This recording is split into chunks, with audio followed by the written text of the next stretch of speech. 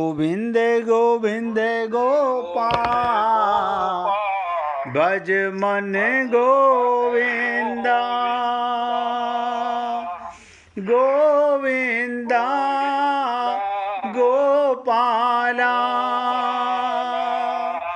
गोविंदा गोपाला गोविंद गोविंद गोपाल भज मन गोविंदा गोविंद गोविंद गोपाल भज मन गोविंदा गोविंदा गोपाला गोविंदा गोपाला गोविंद गोविंद गोपाल भज मन गोविंदा गोविंद गोविंद गोपाल भज मन गोविंदा। सभी पुण्य आत्मा बहुत एकाग्रचित होकर सुनिए, बहुत एकाग्रता से सुने। आपसे इतना नम्र निवेदन कर रहा हूँ, अपने कल्याण से पहले आपका कल्याण चाहता हूँ, क्योंकि आप अपना बहुमूल्य समय जो देते हैं उससे आपका कल्याण परमात्मा से रोज निवेदन करता हूँ पहले होना चाहिए। परमात्मा को मानने अथवा जानने के विषय में ध्यान दो। परमात्मा को मानने और जानने के विषय में संसार का कोई भी दृष्टांत पूरा नहीं घट सकता, कोई कारण नहीं। संसार का कोई भी कारण पूरा नहीं घट सकता। कारण संसार को मानने अथवा जानने में मन बुद्धि साथ रहते हैं। एक एक शब्द पे ध्यान देना, कारण बता रहा हूं।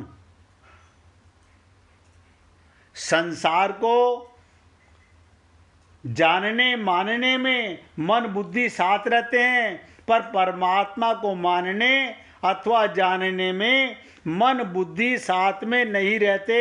अर्थात परमात्मा का अनुभव स्वयं से होता है। स्वयं माने आत्मा।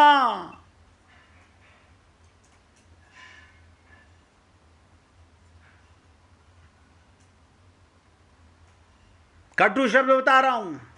आप कहेंगे हमने सारे संसार को हमने पीएचडी कर ली मन बुद्धि के द्वारा। अरे बाबा, वो संसार की चाहे आप पूरे विश्व के राष्ट्रपति क्यों प्रेसिडेंट क्यों ना बन जाएं, उससे क्या फर्क पड़ता है। सारी डिग्री हासिल कर लें, लेकिन परमात्मा आत्मा का संबंध है। ये संसार जड़ का संबंध है। इसलिए जो कहा जाता है ना शरणागति, इसलिए बोल रहा हूं, ना तो हम गुरु की शरणागति हो पाते, मन बुद्धि का सरेंडर नहीं कर पाते कि जो गुरु ने कहा वो हृदय में उतर। हाँ, डॉक्टर की बात तुरंत मान लेते हैं क्योंकि अपने को शरीर मानते हैं। ध्यान दो, हम डॉक्टर की बात क्यों मान लेते हैं? क्योंकि शरीर मानते हैं। अब आप बताइए, डॉक्टर ने कहा 1 चम्मच में 2 बूंद होम्योपैथिक दवाई डाल के आपको लेनी है। आप ये नहीं कहते डॉक्टर साहब 10 बूंद ले लूं, जल्दी मर्ज ठीक हो जाएगा।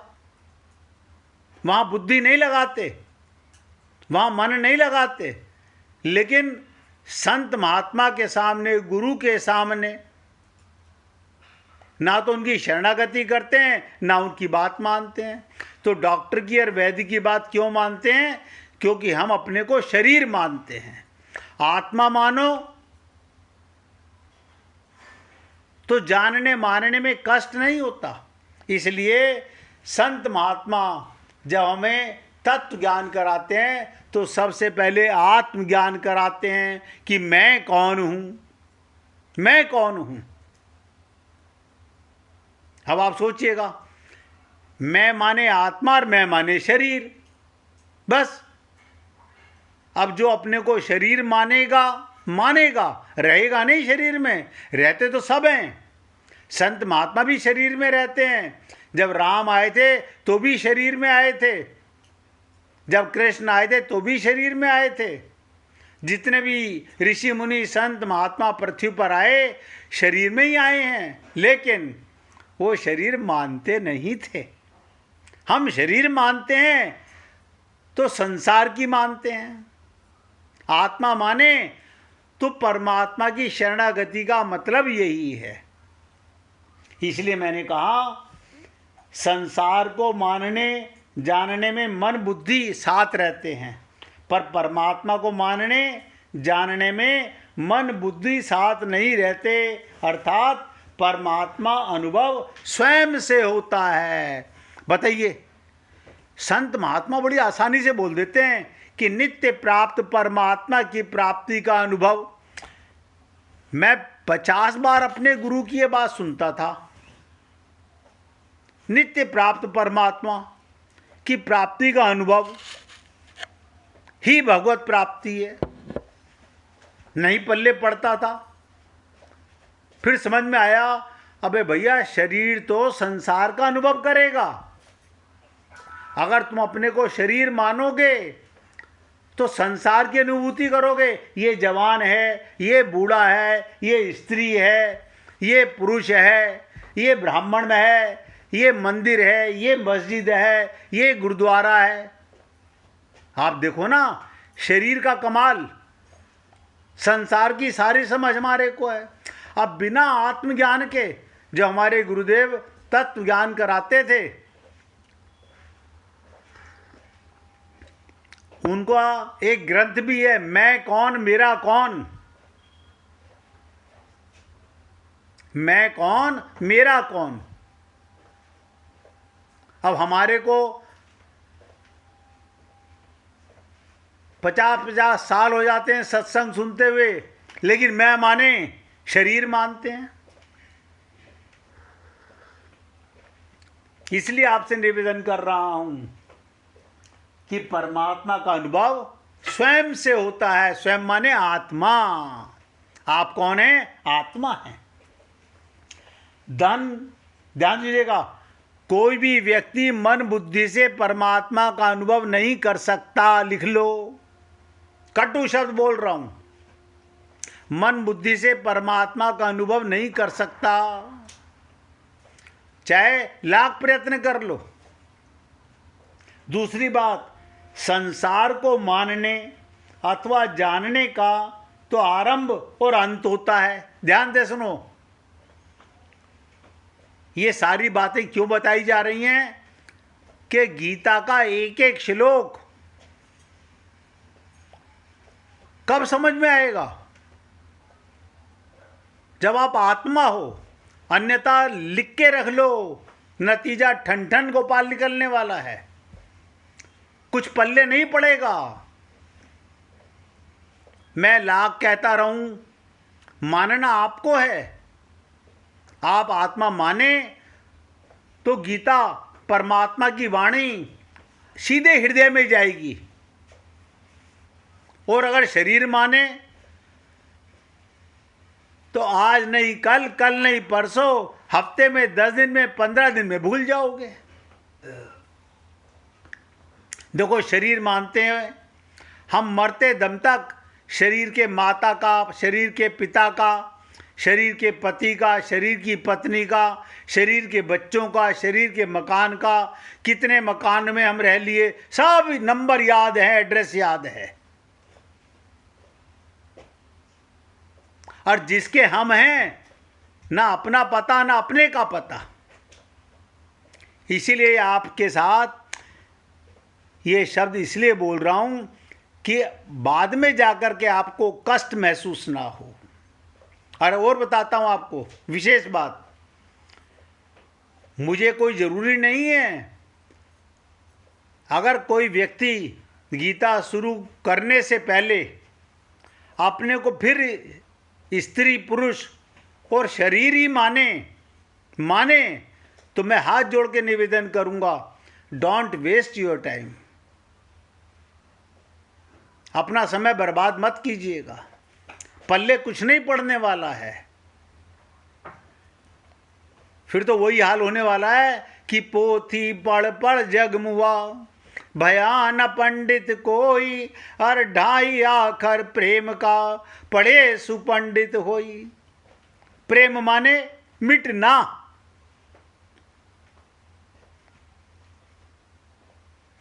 प्रेम अद्वैत है, द्वैत नहीं है।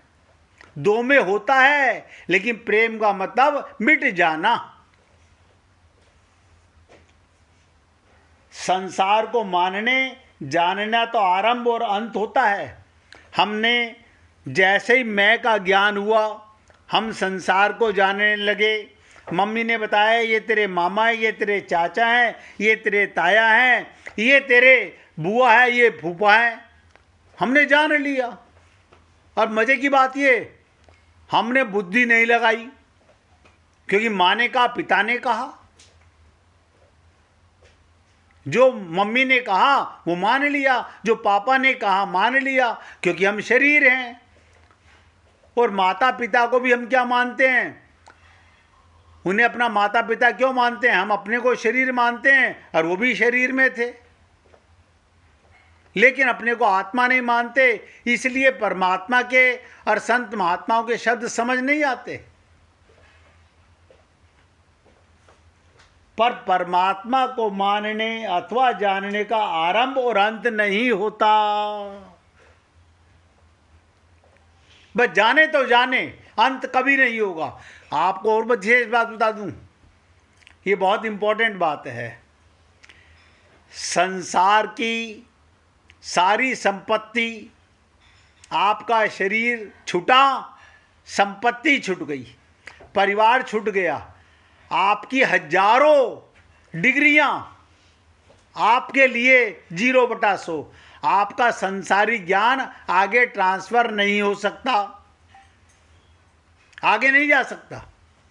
और आत्मज्ञान और परमात्मा का प्रेम, बहुत ध्यान से सुनो, आत्मा का ज्ञान और परमात्मा का संबंध, यही आपको भगवान के लोक में लेके जाएगा। ये मरने के बाद कितना ही गरुड़ पुराण सुना लेना, मरने वाली आत्मा को फिर पल्ले नहीं पड़ता। कोई गीता, कोई भागवत, ये तो इस देह में रहते हुए आपको माननी है। ये ठगाई का काम जो संसार में चल रहा है, वो चलने दो, वो व्यापार है लोगों का, हमें उससे क्या लेना। तो मैंने कहा, संसार को मानने जानने का आरंभ और अंत होता है। आप बताइए, मैंने इस जन्म के माता पिता, दादा दादी, इन सबको कैसे जाना? जब से शरीर में मैं आया, शरीर का अंत, इन सब का मेरे लिए अंत हो गया।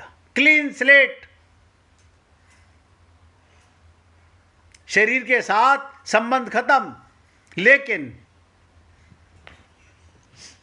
आत्मा के साथ, परमात्मा के साथ हमारा संबंध सदा से है और सदा रहेगा। उसका ना कोई आरंभ है, ना कोई अंत है। इसीलिए जब संत महात्मा कहते हैं ना, जब जागो तब सवेरा, तो हम रोज सोचते हैं, हम जागते नहीं हैं क्या? हम तो सुबह ही जाग जाते हैं। वो जागृति शरीर की है, आत्म जागृति। बस जिस दिन हो गई, फिर रोज परमात्मा को अनुभव करोगे। अब इतनी सी बात जिसके पल्ले पड़ जाती है, वो तो आगे बढ़ जाता है। और जो व्यक्ति अपने को शरीर मान के गीता का पाठ, भागवत का पाठ, हनुमान चालीसा, मंदिर जा रहा है, पूजा कर रहा है, कोई बुरा काम नहीं कर रहा, सात्विक कार्य कर रहा है, श्रेष्ठ कार्य कर रहा है, लेकिन उससे भी भगवत प्राप्ति नहीं होती। भगवत प्राप्ति कब होती है? जब आत्मज्ञान हो जाता है। अब आप सोचिए, 1 सप्ताह हो चुका है, आज 8वां दिन है आपके साथ इस पर चर्चा कर रहा हूं। और मैंने आपसे पहले निवेदन किया था 7 से 10 दिन के बीच में लगेगा गीता का शुरुआत करने से पहले, क्योंकि बिल्डिंग का बेस बनाना पड़ेगा। अगर आपको आत्मज्ञान नहीं हुआ तो मैं लाखों प्रयत्न करूं, परमात्मा हर जन्म में हमारे को संत महात्माओं का संग कराता है, नतीजा ठन ठन गोपाल। कारण क्या है? हमने अपने को शरीर मानना छोड़ा नहीं, परमात्मा के साथ संबंध बना नहीं, आत्मज्ञान हुआ नहीं और नित्य प्राप्त परमात्मा का अनुभव नहीं कर पाए।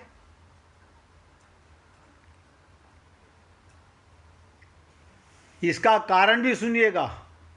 भगवान साधकों को शीघ्रता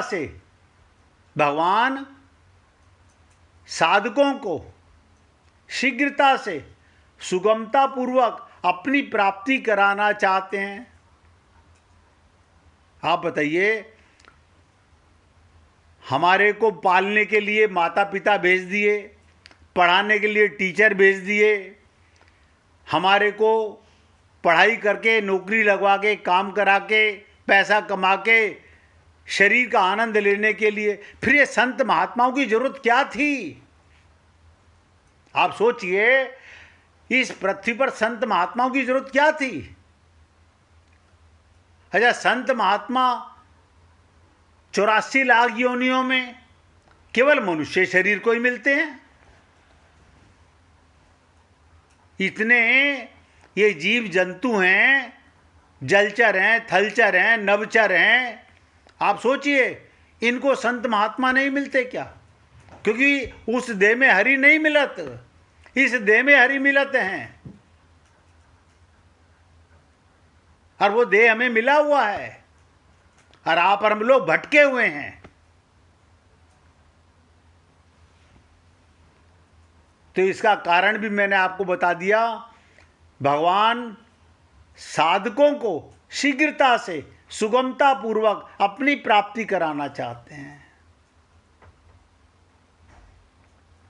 अपनी प्राप्ति। ये संत महात्मा अपनी प्रॉपर्टी हमारे नाम नहीं करते, ध्यान से सुनो। संत महात्मा हमें संत बना देते हैं। कहते हैं ना, पारस रु संत में बड़ो ही अंतर जान, पारस तो कंचन करे और संत करे आप समान। वो सांसारिक संपत्ति देके क्या करेंगे? वो तो जो परमात्मा का प्रेम उन्होंने पाया वही देना चाहते हैं। अब छोटी सी बात से एक लीला सुनाकर आगे बढ़ूंगा। अब गंभीर प्रश्न आपके सामने आते जाएंगे। जो इच्छा कर ही मन माही, ध्यान दीजिएगा, प्रकृति का नियम है। जो इच्छा कर ही मन माही, प्रभु कृपा कछु दुर्लभ नाही। एक बार डिसाइड कर लो मैं क्या चाहता हूं। एक बार नारद जी ने भगवान से प्रश्न किया, प्रभु आपके भक्त गरीब क्यों होते हैं? भगवान बोले, नारद जी मेरी कृपा को समझना बड़ा कठिन है। इतना कहकर भगवान नारद जी को साथ लेकर साधु वेश में पृथ्वी पर पधारे और एक सेठ जी के घर भिक्षा मांगने दरवाजा खटखटाया।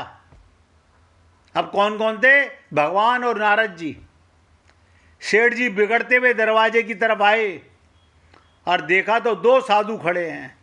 भगवान बोले, भैया बड़े जोरों की भूख लगी है, थोड़ा सा खाना मिल जाए। सेठ जी अब सैटरडे तक तो कारखाने में दुकान में काम बहुत करना पड़ता है, संडे का दिन था, आराम कर रहे थे, सोचते सोचते सुबह 9 बजे तक सोऊंगा। सेठ जी बिगड़ कर बोले, तुम दोनों को शर्म नहीं आती? तुम्हारे बाप का माल है, कर्म करके खाने में शर्म आती है? जाओ जाओ किसी होटल में खाना मांगना, किसी होटल में खाना मांगना। नारद जी बोले, देखा प्रभु, यह आपके भक्तों और आपका निरादर करने वाला सुखी प्राणी है, इसको अभी श्राप दीजिए। नारद जी की बात सुनते ही भगवान ने उस सेठ को अधिक धन संपत्ति बढ़ाने का वरदान दिया। अब ध्यान से सुनो इस बात को। क्या कहा? भगवान इसको और ज्यादा धन दे, भगवान ने यह वरदान दिया, संपत्ति बढ़ाने का वरदान दिया।